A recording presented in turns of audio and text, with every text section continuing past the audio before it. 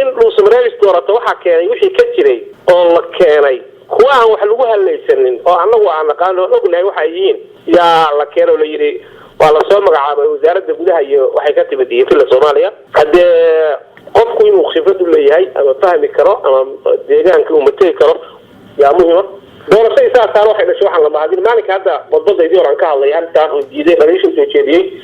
waxa uu sheegay hadda galbiga wadada qaban inay ku dambeyn doonto waxaan cilmi maadin waay dawladda federaalka beesha caalamka wada hadal kulay waa wada hadli doonaa annaga hadda idmaana la qoonsan lama aysan wali oranin doorashadaas wax saxama ma doorashadaas waa mid dadka ma dhibaatada dadka shalay keenay waa diyaariyo doorashada wasiiradii dawladda iyo senatariinta inta soo istaagaan ay leeyihiin murashaxii balba wada dhaay hebel ha loogu shubo oo senataradii inta meediya ay istaagaan dawladda federaalka socday ay leeyihiin 6 bilood baa cidda aan la socono laga sii warqabaa inay hebel tahay marka ma taasa yaan galmudug siyaasad uga dhignaayo mas'uuliyadeeda annagu aan ku fiirsanaa marka